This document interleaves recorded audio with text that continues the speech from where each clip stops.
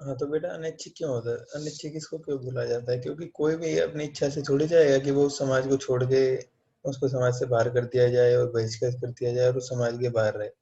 तो ये अनैच्छिक होता है, यानी कोई व्यक्ति अपनी इच्छा से नहीं चाहता कि वो बहिष्कृत हो, पर लोग उसको बहिष्कृत कर देते हैं। सामाजिक बहिष्कार आकस्मिक नहीं होता, यह व्यवस्थित तथा अनैच्छिक होता है। लंबे समय तक विषमता के कारण निष्कासित समाज में प्रतिशोध व घृणा की भावना पैदा हो जाती है, जिस कारण निष्कासित समाज अपने आप को मुख्य धारा से जोड़ने की कोशिश नहीं करती, जैसे दलित, जनजातीय समुदाय, महिलाएं तथा अन्यथा सक्षम या अक्षम लोग इसके अंतर्गत आते हैं। अब आपने देखा होगा, जब पुराने समय में दलितों को हमेशा गांव से बाहर नीचे गंदी जगह पे घर दे दिए जाते थे, वो वहीं रहते थे और वहीं पर खान पान अपना करते थे। तो लंबे समय तक जब वो बहिष्कृत रहे, तो वे उनके अंदर प्रतिशोध की भावना आ गई कि सारे काम हम करते हैं, फिर भी हमें इतनी बुरे तरीके से, इतनी बुरी स्थिति में रखा जाता है। जनजाति के लोगों के साथ भी ऐसे ही किया गया, जब मुख्य धारा में उनको जोड़ा गया। ऐसे ही महिलाओं के साथ भेदभाव जो आज तक भी चला आ रहा है। और अन्यथा सक्षम लोगों को भी आपने देखा होगा, अन्यथा सक्षम लोग वो होते हैं जो किसी न किसी वजह से असक्षम होते हैं या फिजिकली चैलेंज्ड होते हैं, या शारीरिक उनके अंदर कोई ना कोई कमी होती है। अक्षम इसलिए बोला जाता है, क्या पता उनके अंदर एक कमी हो और दूसरी उनके अंदर बहुत ही अच्छी कोई चीज हो भी सकती है। अब चौथे पॉइंट पर चलते हैं, जाति एक भेदभावपूर्ण व्यवस्था है। जाति भेदभावपूर्ण व्यवस्था क्यों है?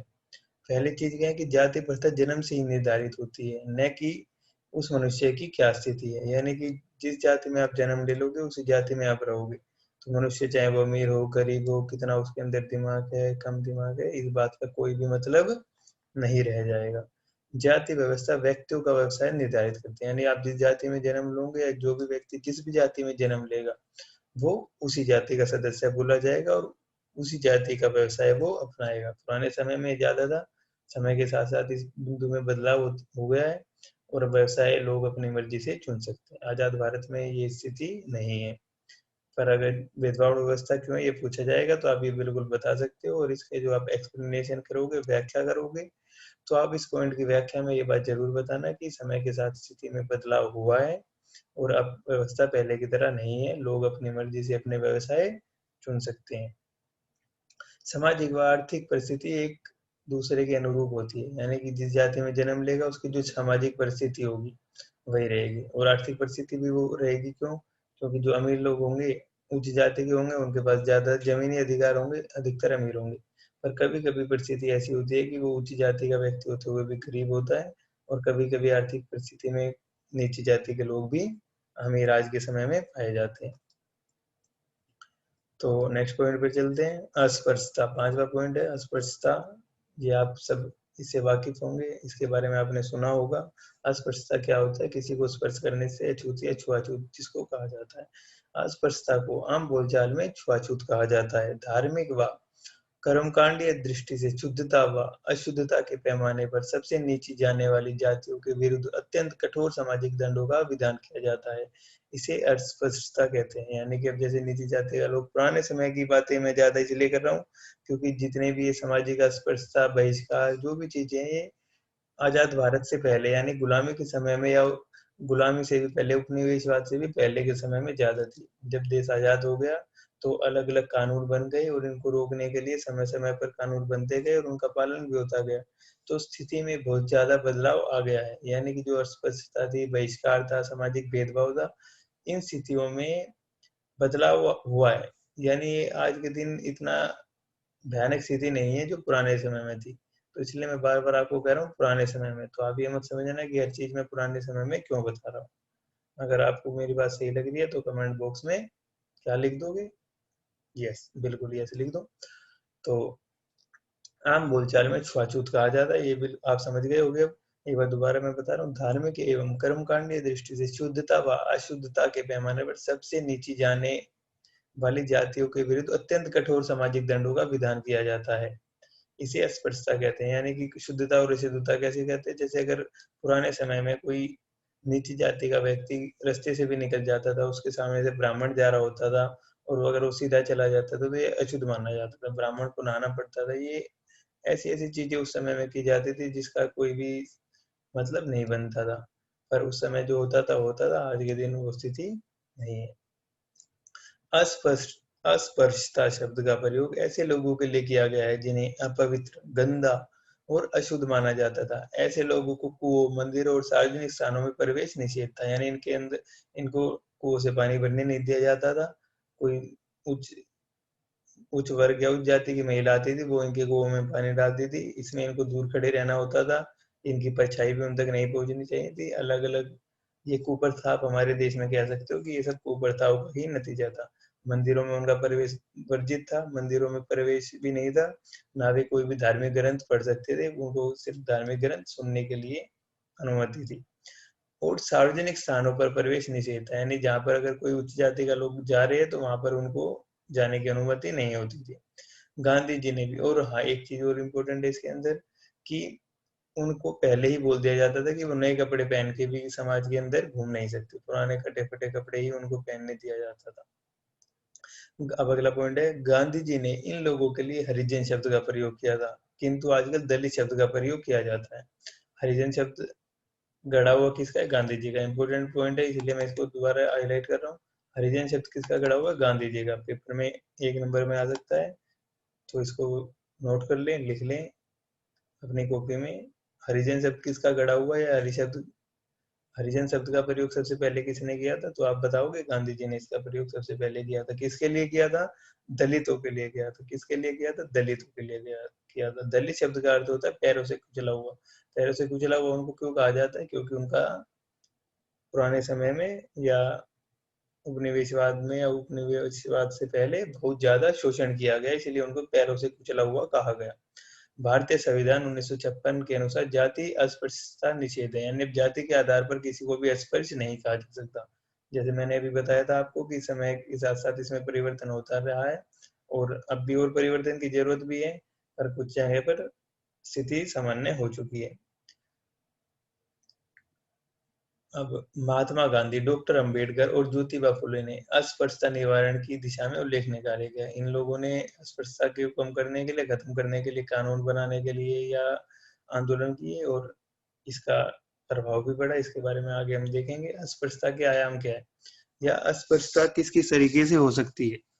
इसका सबसे पहला, अस्पृश्यता की पहला जो आयाम है, अपवर्जन या बहिष्कार। बहिष्कार मतलब बाहर करना। पेयजल के सामान्य स्रोतों से पानी नहीं लेने दिया जाता।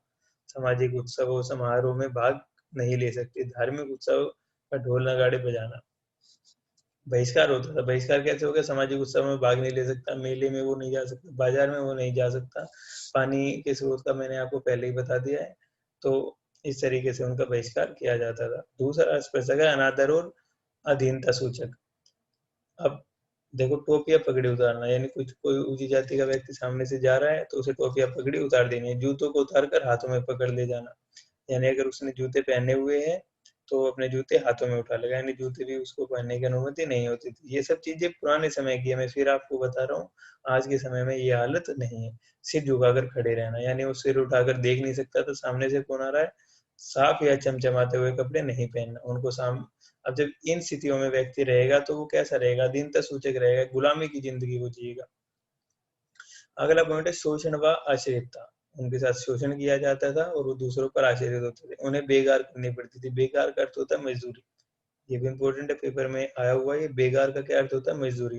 बेगार करनी पड़ती थी जिसके लिए उन्हें कोई पैसा ना ही दिया जाता था, या बहुत ही कम मजदूरी दी जाती थी। बेगार का क्या अर्थ है? ये पेपर में आ जाता है। बेगार का अर्थ होता है मजदूरी जिसके लिए उन्हें कोई पैसा नहीं दिया जाता था, या कभी कभी बहुत कम मजदूरी दे दी जाती थी। दलित या ओ सॉरी शोषण या आश्रित। अब अगला पॉइंट है दलित।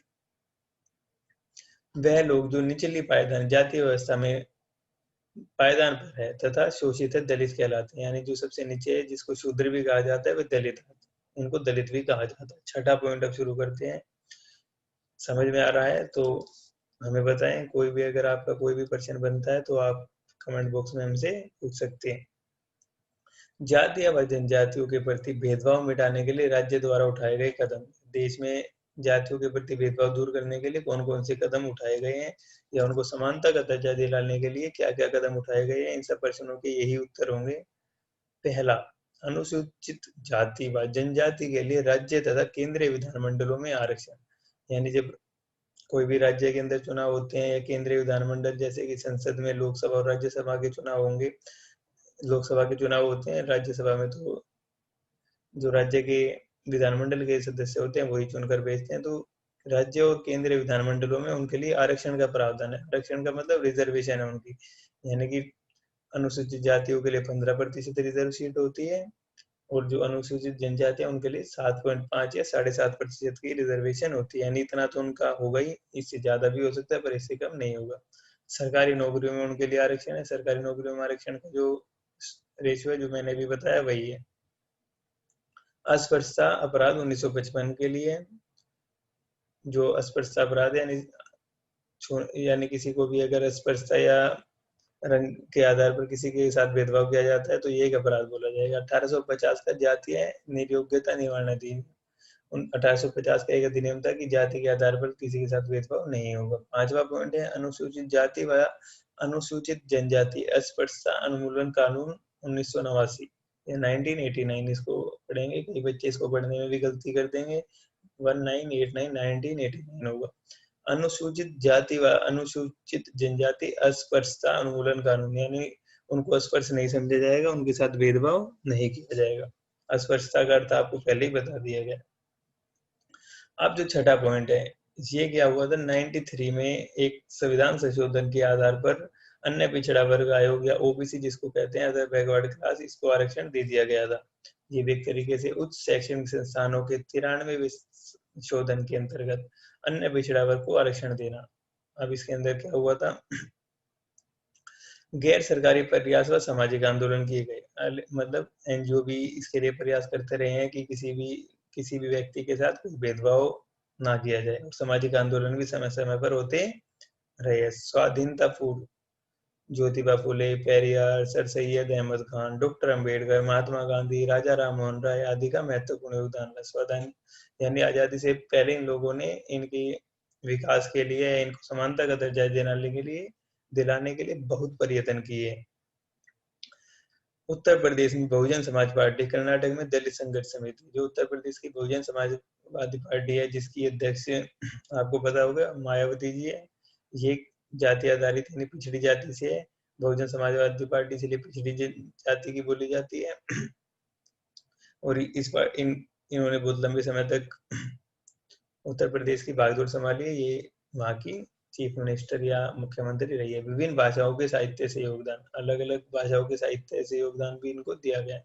अब अन्य पिछड़ा वर्ग जिसके बारे में अभी मैंने बताया, 93वें संशोधन से अन्य पिछड़ा वर्ग का गठन किया गया, जिसको इंग्लिश में अदर बैकवर्ड क्लास कहा जाता है। ओबीसी इसको शॉर्ट फॉर्म में कहते हैं। सामाजिक शैक्षणिक रूप से, अब ये ओबीसी के अंतर्गत कौन सा वर्ग आता है, दलितों के अंदर हमने देख लिया, या अनुसूचित जाति के अंदर हमने देख लिया, अनुसूचित जनजाति के अंदर हमने देख लिया कौन से लोग आते हैं। अब हम बात करते हैं दलितों की, इसके अंदर कौन से लोग आते हैं। सामाजिक शैक्षिक रूप से पिछड़ी जातियों के वर्ग को अन्य पिछड़ा वर्ग कहा जाता है। इसमें सेवा करने वाली शिल्पी जातियों के लोग शामिल है। अधिकतर इसमें जो सेवा करने वाली जातियां हैं वो इसके अंतर्गत आती है। इसके अंतर्गत वे लोग होते हैं जो सामाजिक और शैक्षणिक, यानी कि जो शिक्षा की दृष्टि से भी पिछड़े हुए हैं और सामाजिक दृष्टि से भी जो पिछड़े हुए हैं, वो लोग इसके अंतर्गत आते हैं। इन वर्गों की प्रमुख विशेषता संस्कृति, शिक्षा और सामाजिक दृष्टि से इनका पिछड़ापन है। ये वर्ग न तो अगड़ी जाति में आते, नहीं पिछड़ी जाति में, यानी कि ना तो ये उच्च जाति है ना ये नीची जाति, जो बीच की स्थिति में लोग थे, जो जिसकी तरफ किसी का ध्यान नहीं गया था, इनको ओबीसी के अंतर्गत रखा गया और इनको भी आरक्षण दिया गया। संस्कृति, शिक्षा और सामाजिक दृष्टि से ये पिछड़े हुए थे। काका साहब कारगिल की अध्यक्षता में, अब सबसे पहले इसके लिए कब कहा, 1953 में सरकार को एक रिपोर्ट दी गई, काका कालकर जिसके अध्यक्ष से पिछड़े वर्ग आयोग का गठन किया गया था। पहला पिछड़ा वर्ग आयोग था जिसकी रिपोर्ट कब दी गई, 1953 में। फिर 1979 यानी 1979 में 1979 में दूसरे पिछड़े वर्ग आयोग का गठन किया गया, जिसको मंडल आयोग या मंडल इसके अध्यक्ष थे, तो इसलिए इसको मंडल आयोग भी कहा गया। और आज अन्य पिछड़े वर्गों के बीच भारी विषमता देखने को मिलती है। एक और तो ओबीसी का वह वर्ग है जो धनी किसान है, तो दूसरी ओर गरीबी रेखा से नीचे जीवन यापन कर रहा दूसरा वर्ग भी है। अब जो 1979 में इन आयोग का गठन किया गया था, इसकी रिपोर्ट को जब 93वां संशोधन किया गया, उस समय ऐसे कैसे इसकी रिपोर्ट को मान लिया गया। भारत में जनजाति जीवन, भारत में जो जनजातियों का जीवन है वो कैसा है। जनजाति क्या है? जनजाति सबसे पुराने लोग या वनवासी आदिवासी इनको कहा जाता है। ये लोग होते हैं भारतीय संविधान के अनुसार निर्धनता, शक्तिहीनता व सामाजिक लांछन से पीड़ित सामाजिक समूह है, इन्हें जनजाति भी कहा जाता है। जनजाति को प्राय वनवासी आदिवासी जाना जाता है। अब आंतरिक उपनिवेशवाद। आंतरिक उपनिवेशवाद क्या होता है? आदिवासी समाज ने प्रगति के नाम पर आंतरिक उपनिवेशवाद का सामना किया। भारत सरकार ने वनों का दोहन, खदान कारखाने, बांध बनाने के नाम पर उनकी जमीन का अधिग्रहण किया तथा उनका पलायन हुआ। आंतरिक उपनिवेशवाद हो गया, यानी आजादी के बाद भी उनके साथ ये सब शोषण किया गया कि भारत सरकार ने वनों का दोहन कर दिया, खदान कारखाने, बांध बनाने के नाम से इनकी जमीन अधिग्रहण करना, मतलब सरकारी अधिकार इस पर कर लिया गया। इसके बदले इनको थोड़ा बहुत मुआवजा दे दिया गया या फिर इनको दूसरी जगह जमीन दी थी जो बिल्कुल बंजर थी, यानी इनके समूह को पूरे बांट दिया गया, जिससे ये तितर बितर हो गए। अब आदिवासियों की समस्याएं क्या क्या रही, यानी आजादी के बाद की समस्याएं हैं ये। पहली समस्या क्या रही? राष्ट्रीय वन नीति बनाम आदिवासी विस्थापन। अब राष्ट्रीय वन नीति घोषित कर दी गई। वन नीति के तहत क्या था कि वनों में कोई भी लकड़ी नहीं काट सकता, वनों की जो संपत्ति है, जो भी वहां पर संसाधन उपलब्ध है, उनका प्रयोग कोई भी नहीं कर सकता। और इसके लिए क्या हुआ? वनों से आदिवासियों का विस्थापन कर दिया गया, उनको दूसरे स्थान पर भेज दिया गया। दूसरा पॉइंट है आदिवासी क्षेत्रों में सघन औद्योगिकरण की नीति। अब आदिवासी क्षेत्रों में बहुत सारे ऐसे क्षेत्र है जहाँ पर अत्यधिक मात्रा में संसाधन उपलब्ध है। कौन से संसाधन? जैसे लौह, अयस्क, सोना, चांदी, अधिकतर बस्तर की खाड़ी, ये सब चीजें कहाँ है? आदिवासी क्षेत्रों में ज्यादा है। तो जब औद्योगिकरण किया गया, तो जब औद्योगिकरण वहां पर कर दिया गया, तो संपत्ति से या जमीन से उनका अधिकार खत्म कर हो गया, और जिसकी वजह से उनको समस्याओं का सामना करना पड़ा। आदिवासियों में सजातीय राजनीतिक जागरूकता के दर्शन। अब आदिवासी लोग समय के साथ साथ सजग हो गए, उनको थोड़ी शिक्षा प्राप्त हो गई और वे जागरूक हो गए। तो इससे क्या हुआ? जब लोग जागरूक हो जाते हैं और वो अपनी डिमांड रखते हैं या अपनी समस्या रखते हैं, तो दूसरे लोग इससे भड़क जाते हैं। नोवा पॉइंट अब देखते हैं, स्त्रियों के अधिकारों व उनकी स्थिति के लिए 19वीं सदी में सुधार आंदोलन हुआ। अब स्त्रियां हमेशा ही अमीर हो या गरीब हो, दोनों ही पिछड़ी रही है। स्त्री पुरुष असमानता सामाजिक है, यानी कि सामाजिक क्यों है? क्योंकि ये समाज से संबंधित है, न कि प्राकृतिक। यदि स्त्री पुरुष प्राकृतिक आधार पर असमान होते तो क्यों कुछ महिलाएं समाज में शीर्ष स्थान पर पहुंच जाती? जैसे आपने देखा होगा कि भारत में पहली प्रधानमंत्री कौन बनी? महिला प्रधानमंत्री। कमेंट बॉक्स में हमें बताएं, पहली महिला राष्ट्रपति कौन बनी? सबसे पहले एवरेस्ट पर्वत पर पहली महिला कौन थी? सबसे पहले आईपीएस महिला कौन सी बनी? इन सब प्रश्नों के उत्तर आप हमें कमेंट बॉक्स में बनाएं, बताइए। मैं आपको इसलिए बोल रहा हूँ ताकि आप खुद भी कुछ ढूंढे और याद करें। दुनिया या देश में ऐसे भी समाज है जहाँ परिवारों में महिलाओं की सत्ता व्याप्त है, जैसे केरल के नायर परिवार में मेघालय की खासी जनजाति है। ये केरल के जो नायर परिवार है और मेघालय की खासी जनजाति है, ये दोनों ही मात्र सत्तात्मक या मात्र तंत्र वाले परिवार है, यानी यहाँ पर महिलाओं को संपत्ति के अधिकार होते हैं, ज्यादा अधिकार होते हैं, इसलिए केरल के नायर और मेघालय की खासी जनजाति इसके अंतर्गत है। यदि महिला जैविक या शारीरिक आधार पर अयोग्य समझी जाती हो, तो कैसे वह सफलतापूर्वक कृषि और व्यापार को चला पाती? तो संक्षेप में यह कहना न्याय संगत होगा कि स्त्री पुरुष के बीच असमानता के निर्धारण में जैविक, प्राकृतिक या शारीरिक तत्वों की कई भूमिका नहीं होती। ये सब क्या है? सामाजिक है। अब राजा राममोहन राय ने सती प्रथा तथा बाल विवाह का विरोध किया तथा विधवा विवाह का समर्थन किया। तो राजा राममोहन राय ने क्या किया? सती प्रथा और बाल विवाह का विरोध और विधवा विवाह का समर्थन। पेपर में आ सकता है, राजा राममोहन राय सबसे इंपोर्टेंट है। ज्योतिबा फुले ने जातीय या लैंगिक अत्याचारों के विरोध में आंदोलन किया। सर सैयद अहमद खान ने इस्लाम में सामाजिक सुधारों के लिए लड़कियों के स्कूल तथा कॉलेज खोले। स्वामी दयानंद सरस्वती ने नारियों की शिक्षा में योगदान दिया। ये मैं एक बार पढ़ रहा हूँ, पर आप इसको लिख ले या इसका स्क्रीनशॉट ले ले। रनाडे ने विधवा विवाह पुनर्विवाह पर जोर दिया। रनाडे ने भी और राजा राममोहन राय ने भी विधवा पुनर्विवाह पर जोर दिया। ताराबाई शिंदे ने स्त्री पुरुष तुलना लिखी। ये ताराबाई शिंदे ने एक पुस्तक लिखी जिसका नाम था स्त्री पुरुष तुलना लिखी, जिसमें गलत तरीके से पुरुषों को ऊंचा दर्जा देने की बात कही गई। फिर एक और पुस्तक बेगम रोकैया हुसैन ने लिखी थी, सुल्तानाज ड्रीम नामक किताब लिखी, जिसमें हर लिंग के बराबर अधिकार देने पर चर्चा की गई है। सुल्ताना ड्रीम सबसे पहले किसी महिला द्वारा लिखी गई पुस्तक थी जिसमें महिलाओं को ऊंचा दिखाया गया था। सुल्ताना ड्रीम एक पुस्तक थी जिसके अंतर्गत बेगम रोकैया ने सोचा था कि भाई एक ऐसे देश में जहाँ महिलाओं को सारे अधिकार है और पुरुष महिलाओं वाले काम करते हैं और महिलाएं पुरुषों वाले के सारे काम महिलाएं करती हैं और महिलाओं वाले सारे काम पुरुष करते हैं। तो सुल्ताना ड्रीम उस पुस्तक का नाम था। ये उर्दू में लिखी गई थी, बाद में इसको ट्रांसलेट कर दिया गया था। अब देखते हैं 1931 के कराची में भारतीय कांग्रेस द्वारा एक अध्यादेश जारी करके स्त्रियों को बराबरी का हक देने पर बल दिया गया। सार्वजनिक रोजगार, शक्ति या सम्मान के संबंध में निरुग्य नहीं ठहराया जाएगा, यानी उनको कोई भी भेदभाव नहीं किया जाएगा। एक पुरुष एक दिन में जितना काम करके जितने रुपए कमाता है, स्त्री को भी उतना ही पैसा दिया जाएगा।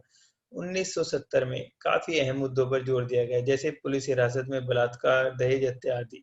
स्त्रियों को मत डालने, सार्वजनिक पद धारण करने का भी अधिकार दिया गया। और आपने देखा होगा एमसीडी में महिलाओं की 33% सीट रिजर्व कर दी गई, उनको आरक्षण दे दिया गया ताकि उनको आगे आ सके वे और उनको लीडरशिप क्वालिटी उनके अंदर हो और वो समाज में पुरुषों के बराबर काम कर सके। असक्षमता या विकलांगता क्या है? शारीरिक मानसिक रूप से बाधित व्यक्ति इसलिए अक्षम कहलाते हैं क्योंकि वे समाज की रीतियां व सोच के अनुसार जरूरत को पूरा नहीं कर पाते। यानी हम सोचते हैं कि एक व्यक्ति के 2 हाथ हो, 2 पैर हो और वो वैसे ही कार्य करे जैसे हम कर सकते हैं, पर हर व्यक्ति बराबर नहीं होता, तो इसलिए उनको अक्षम कहा जाता है। निरोग्यता या अक्षमता को एक जैविक कमजोरी माना जाता है। जैविक कमजोरी माना जाता है जो बिल्कुल गलत है, पर जो माना जाता है उसमें हम कुछ नहीं कर सकते। जब कभी किसी अक्षम व्यक्ति को समक्ष कई समस्याएं खड़ी होती है तो यह मान लिया जाता है कि वे समस्याएं उसकी बाधा कमजोरी के कारण उत्पन्न हुई है। यानी कि अगर उसके सामने कोई भी समस्या है तो सोचते हैं कि भाई ये फिजिकली चैलेंज्ड है इसलिए इसके साथ ऐसा हुआ है, पर समस्याएं किसके साथ नहीं है? कि आपके साथ समस्याएं नहीं है? अगर आपके साथ समस्याएं नहीं है तो कमेंट बॉक्स में बताएं, अगर आपके साथ समस्याएं तो भी कमेंट बॉक्स में जरूर बताएं। अक्षम व्यक्ति को हमेशा शिकार यानी पीड़ित व्यक्ति के अपने प्रत्यक्ष ज्ञान से जुड़ी है। यानी अधिकतर सोचा जाता है, मतलब अक्षमता क्या है कि मानसिक अधिक है, शारीरिक से ज्यादा मानसिक है। कुछ लोग सब कुछ होते हुए भी अपने आप को कमजोर समझते हैं और कुछ लोग अपने शरीर में कमी होते हुए भी अपने आप को बहादुर समझते हैं। तो अक्षमता मानसिक अधिक है। यह माना जाता है कि निर्योग्यता उस निर्योग्य व्यक्ति के अपने प्रत्यक्ष ज्ञान से जुड़ी है। यानी ये मान लेते हैं कि भाई उसने जानबूझ के ऐसा किया है, वो ऐसा है ही। निर्योग्यता तथा गरीबी के बीच काफी निकट संबंध देखा गया है, क्योंकि गरीबी के कारण ही माताएं कुपोषण का शिकार होती है और दुर्बल व अब अविकसित बच्चों को जन्म देती हैं, जो बड़े होकर विकलांग लोगों की संख्या बढ़ाते हैं। ये भी एक उदाहरण है। हालांकि पौष्टिक आहार का बहुत ज्यादा रोल होता है कि जब माताएं कुपोषण का शिकार होती है, उन्हें सही भोजन नहीं मिल पाता, तो उसके कारण उनके जो बच्चे होंगे वो दुर्बल होंगे या अविकसित होंगे। दुर्बल होंगे तो जल्दी कोई भी चोट फेट लग जाएगी जिससे वो अपंग हो सकते हैं या विकलांग हो सकते हैं, या अविकसित होंगे यानी उनका कोई शरीर का कोई अंग पूरी तरीके से विकास होने से रह जाता है। सरकार इनके लिए विभिन्न कार्यक्रम प्रदान करती है, जैसे शिक्षा, रोजगार, व्यवसाय, और इनके लिए भी आरक्षण का प्रावधान किया गया है। चैप्टर खत्म हो गया है। आपको अगर वीडियो पसंद आई है तो इसको लाइक करें, शेयर करें और सब्सक्राइब जरूर करें हमारे चैनल को। Thank you. अपने डाउट कमेंट बॉक्स में पूछते रहें।